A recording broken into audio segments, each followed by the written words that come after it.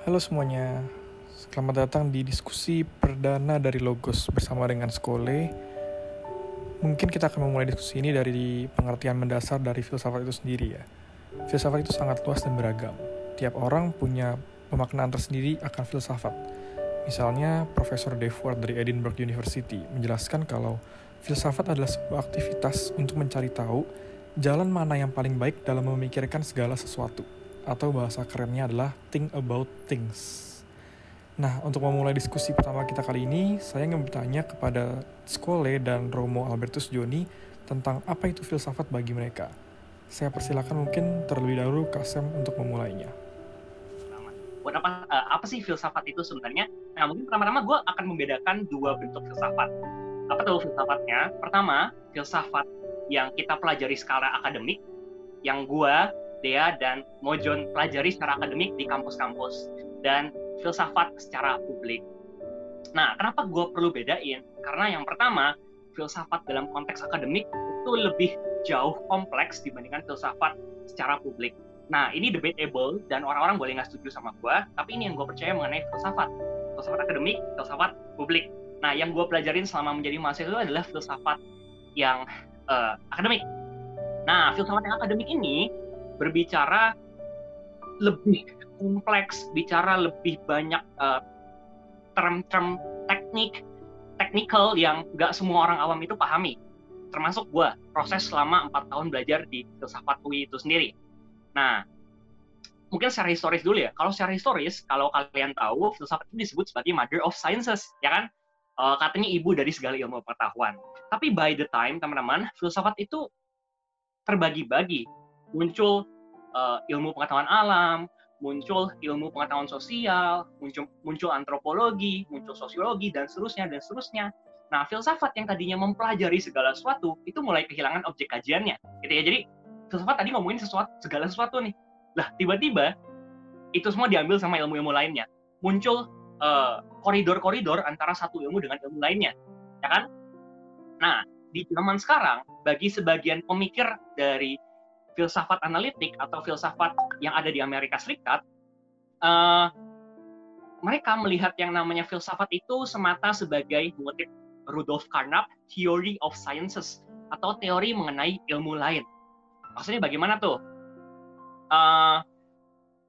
Dan yang dimaksud juga teori mengenai ilmu yang lain, filsafat itu tidak berfilsafat for the sake of philosophy itself, melainkan berfilsafat untuk menjadi instrumen atau alat analitis terhadap ilmu yang lainnya. Oke, maksudnya bagaimana tuh? Gini, gue di waktu kuliah itu belajar berbagai macam bentuk filsafat sebagai alat analisis, misalnya filsafat ekonomi, filsafat politik, filsafat hukum, atau filsafat ilmu pengetahuan. Itu kan kita bukan pelajarin filosofi for the sake philosophy itself, tapi kita pelajarin filsafat untuk menjadi entah menjadi kritik atau menjadi devil's advocate dari yang namanya ilmu-ilmu lain. Jadi kita ngomongin di dalam ekonomi, apa sih yang namanya nilai itu? Apa yang namanya keadilan itu? Apa yang namanya kesetaraan? Apa yang namanya uang? Dan seterusnya, dan seterusnya, dan seterusnya. Dalam filsafat sains, kita bicarakan apakah yang namanya sains itu sekedar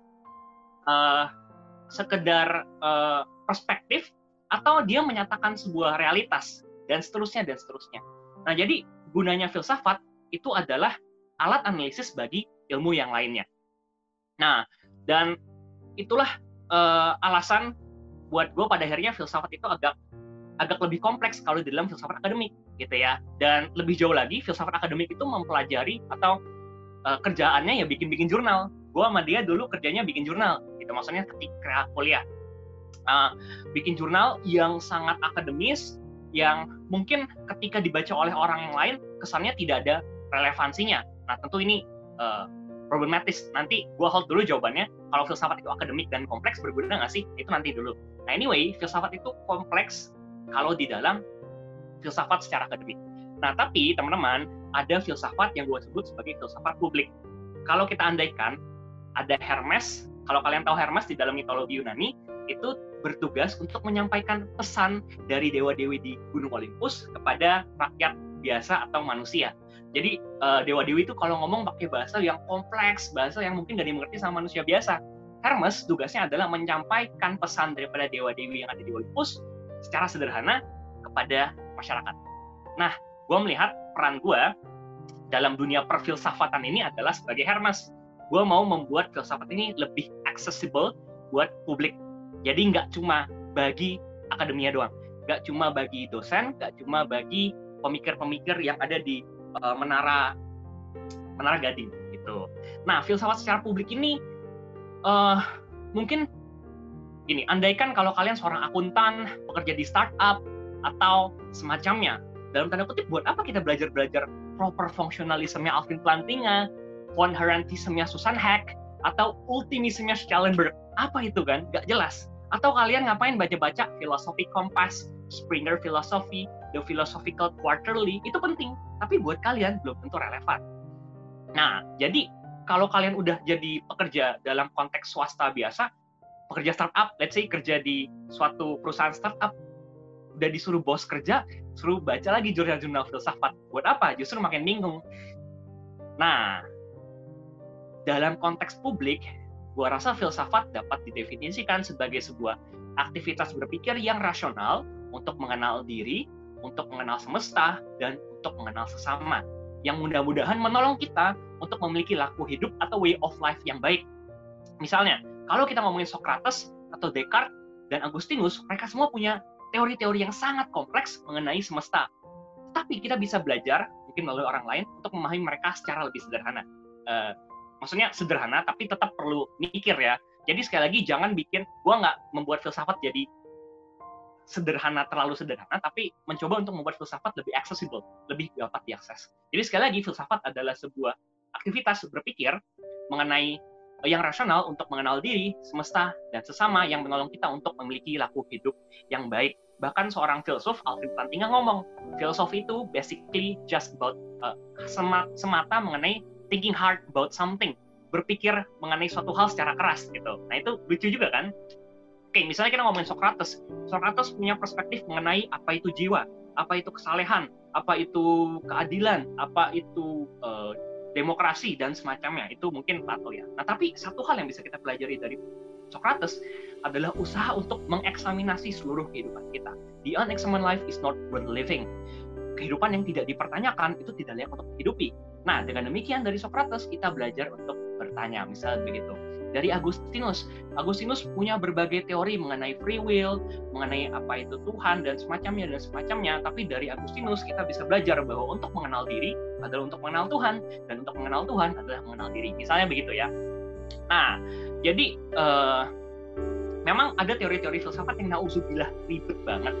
Tapi filsafat publik akan menolong kita untuk memiliki laku hidup yang baik. Jadi buat gue, aktivitas berpikir yang berkaitan dengan laku hidup.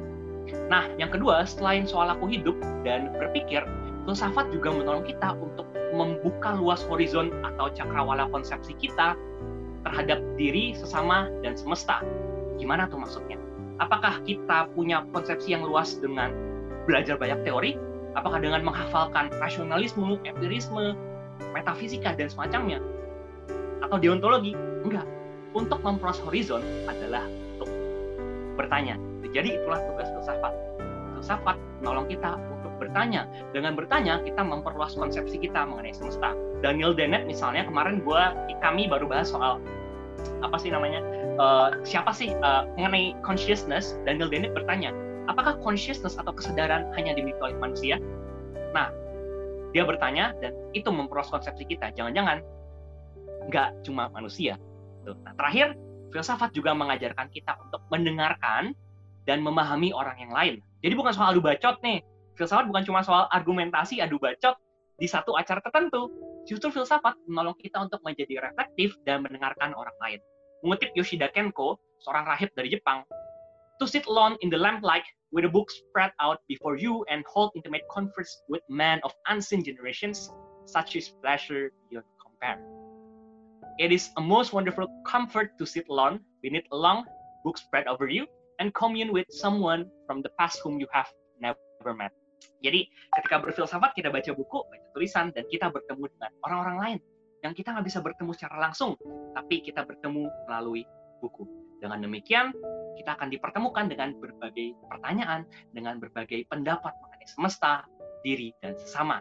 Nah, terakhir, ada banyak pendapat mengenai teori diri, semesta, dan sesama. Tapi pertanyaannya, apakah kita harus mengeksaminasi semuanya? Secara sederhana, iya. Tapi at the same time, enggak juga. Ini, kita punya berbagai koper di dalam kehidupan kita.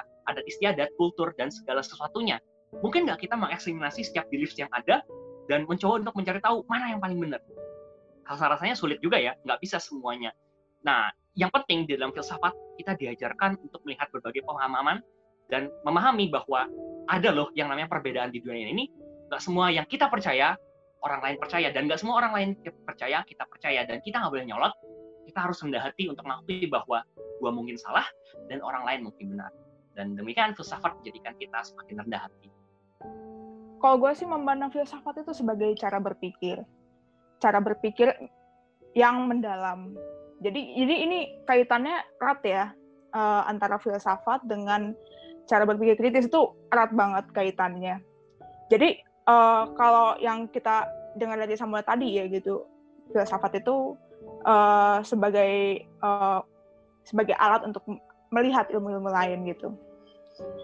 Jadi kan kita mungkin beberapa dari teman-teman ya yang bukan kuliah filsafat itu pernah dapat mata kuliah yang filsafat yang terkait sama jurusannya, misalnya anak jurusan hukum itu dapat filsafat hukum gitu. Jadi maksudnya kenapa disebut sebagai filsafat gitu? Karena filsafat itu membaca sesuatu dengan mendalam, mempertanyakan apa itu ya yang paling pertama dari awal. Jadi ini mencakup 3 sistematika, yaitu yang pertama ontologi, kedua epistemologi, yang ketiga aksiologi. Ontologi itu terkait dengan realitas, biasanya terkait dengan metafisika ya. Yang kedua epistemologi itu terkait dengan pengetahuan, dan yang ketiga aksiologi itu terkait dengan nilai, orientasi nilai, apakah sesuatu itu baik atau buruk, apakah sesuatu itu indah atau jelek atau tidak indah, itu lebih tepatnya. Jadi kalau gue ya melihat filsafat itu juga sebagai laku hidup ya, untuk sebagai keseharian yang mungkin teman-teman udah pada dengar ya atau udah pada baca gitu bukunya Manam Piring yang Filosofi Teras. Itu sebagai laku hidup itu salah satu contohnya. Jadi dengan kita mempelajari filsafat, dengan kita mengetahui gitu kan apa gitu teori-teori filsafat, kita menjalankannya sehari-hari, itu kita diharapkan untuk kita mencapai kehidupan yang lebih baik, seperti itu ya. Stoicisme, betul gitu. Itu nanti dibahas di kelas sekolah jam 7 ya, ini sedikit promosi aja gitu. Jadi balik lagi ya ke apa itu filsafat.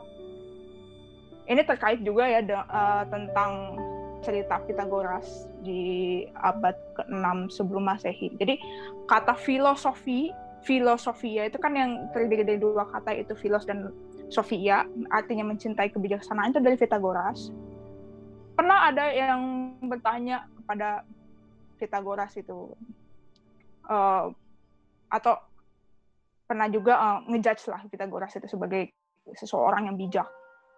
Tapi Pythagoras menolak gitu, karena dia mengklaim dirinya tidaklah bijak, tetapi ia adalah pencinta kebijaksanaan. Nah, maksudnya apa sih pencinta kebijaksanaan itu? Pencinta kebijaksanaan adalah maksudnya untuk terus mencari kebijaksanaan. Terus mencari kebijaksanaannya dengan seperti apa? Dengan terus bertanya. Karena manusia itu kan pada dasarnya adalah homo quaerens ya. Homo quaerens itu manusia yang makhluk yang terus bertanya. Kenapa terus bertanya? Karena manusia adalah makhluk hidup yang memiliki akal budi. Itulah yang membedakan manusia dengan makhluk hidup lainnya. Gitu. Tapi dalam arti kebijaksanaan ini dengan kita mempelajari filsafat, kita nggak ngejamin bakal mencapai kebijaksanaan itu secara penuh, enggak.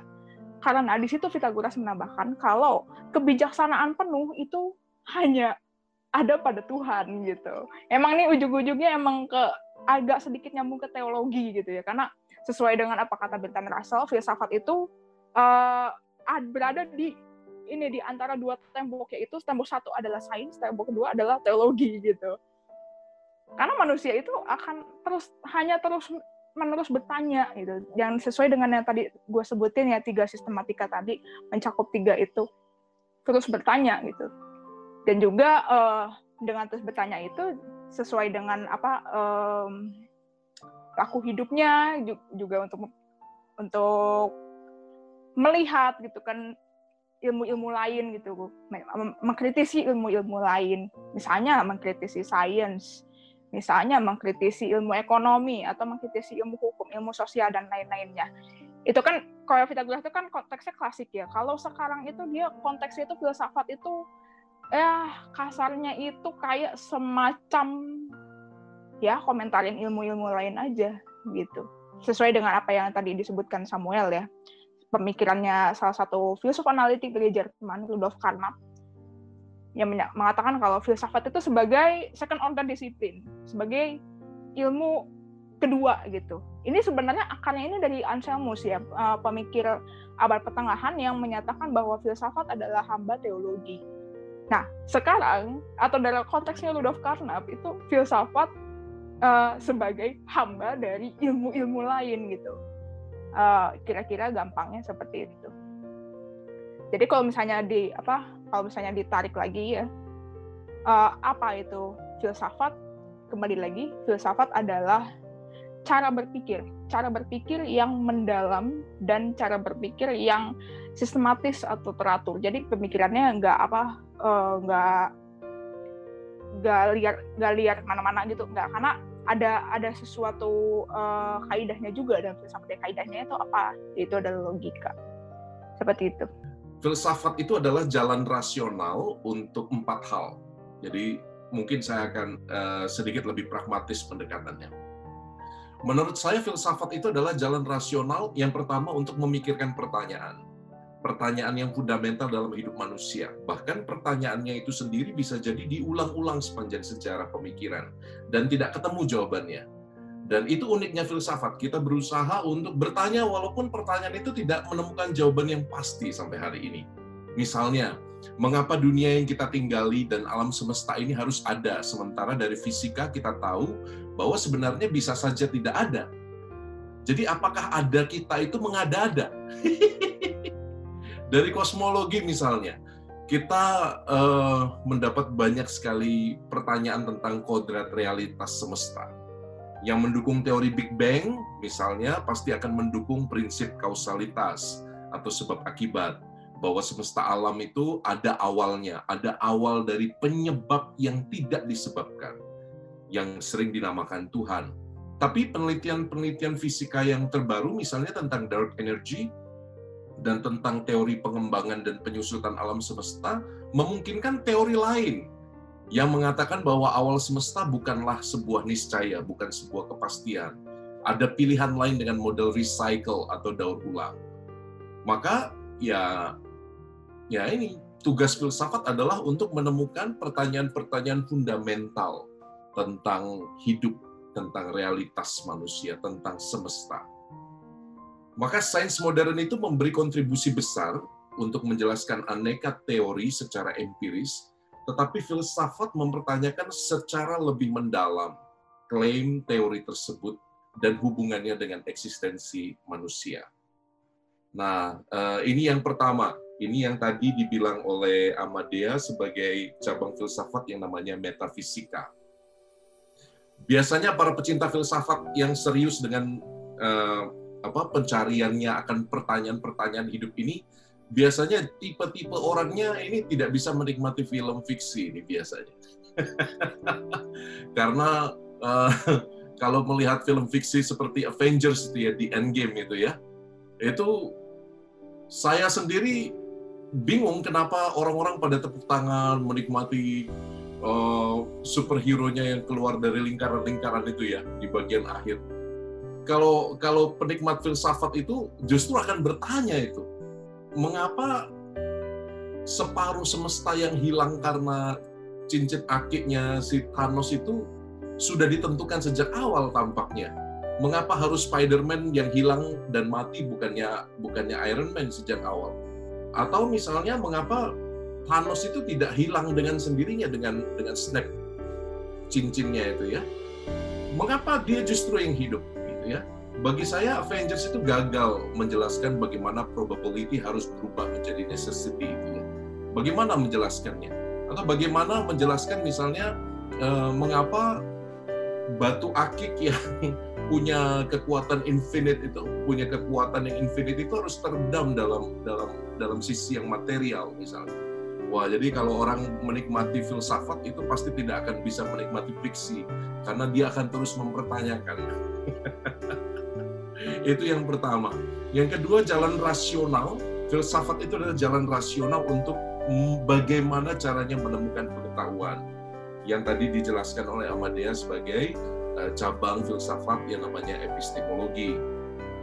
Inilah cara untuk berusaha mengetahui apa itu pengetahuan. Bagaimana modus saya untuk menjadi tahu? Apa yang saya alami dengan indera? Apakah benar yang saya alami dengan indera? Apakah warna mawar yang saya lihat dengan mata manusia saya itu sungguh-sungguh merah warnanya?